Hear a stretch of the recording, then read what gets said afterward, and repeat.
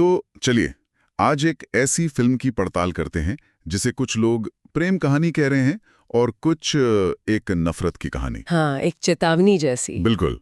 हम बात कर रहे हैं तेरे इश्क में की। और इसकी जो नींव है ना, वो ही बहुत दिलचस्प है। एक साइकोलॉजी की छात्रा जो हिंसा पर थीसिस लिख रही है। वो कॉलेज के सबसे हिंसक लड़के को सुधारने का चैलेंज ले लेती है। जी, यहीं से कहानी का मतलब एक विस्फोटक ताना बाना बुना जाता है। आपको रंजना की दुनिया की याद आएगी, पर ये उससे कहीं ज्यादा अस्थिर और डार्क है। हाँ, ये दुनिया दो किरदारों के टकराव से ही तो बनती है।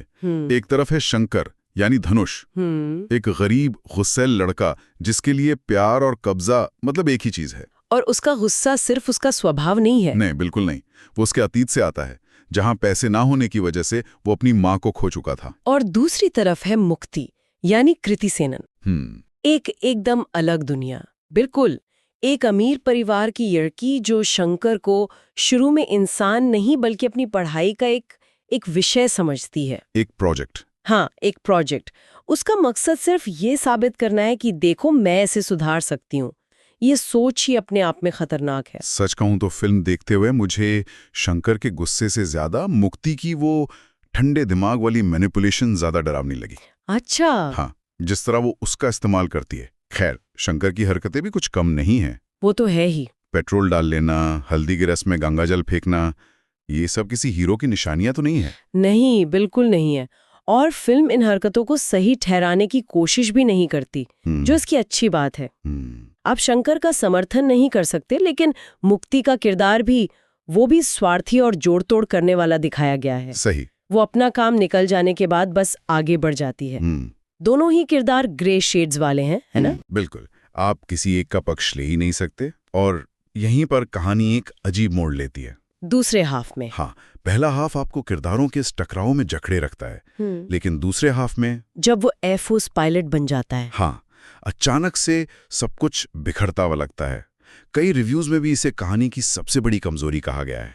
लेकिन एक सवाल ये भी है कि क्या ये मोड़ जानबूझकर इतना अजीब रखा गया था? मतलब क्या ये दिखाने के लिए कि शंकर का गुस्सा सिर्फ बाहरी नहीं है, बल्कि उसके अंदर इतना गहरा है कि एक अनुशासित एयरफोर्स पायलट बनकर भी वो उससे बच नहीं पाता? ये एक दिलचस्प नजरिया है। शायद डायरेक्टर का इरादा यही था, पर शायद ये दर्शकों तक ठीक से पहुंच नहीं पाया। शायद। पर दो चीजें हैं जो इस बिखरी हुई कहानी को भी संभाल लेती हैं। हाँ, एक तो ए.आर. रहमान का संगीत। बिल्कुल। वो सिर्फ गाने नहीं हैं, वो कहानी का एक अहम हिस्सा बन जाते हैं, किरदारों की आत्मा की आवाज जैसे।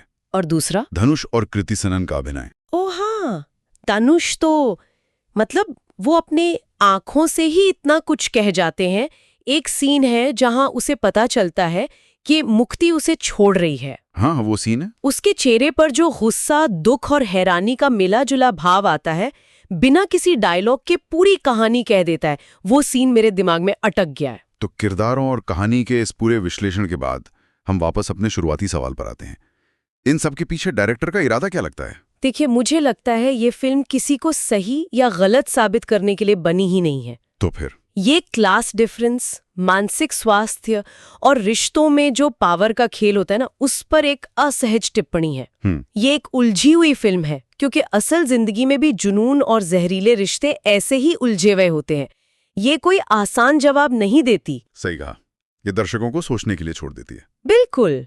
तो कुल मिला के तेरे इश्क में एक शानदार अभिनय और बेहतरीन संगीत वाली फिल्म है, जिसकी कहानी अंत तक आते आते पटरी से उतर जाती है। हाँ, ये एक इमोशनल सफर है जो कई लोगों के लिए एक झटके के साथ खत्म होता है। और अंत में ये एक सवाल जरूर छोड़ जाती है, क्या हर कहानी में किसी का हीरो और किसी का विलन होना जरूरी है? या फिर एक फिल्म सिर्फ दो ऐसे किरदारों को दिखा सकती है जो एक दूसरे को बर्बाद कर रहे हैं? और क्या यही कुछ रिश्तों की असहज लेकिन सच्ची तस्वीर है?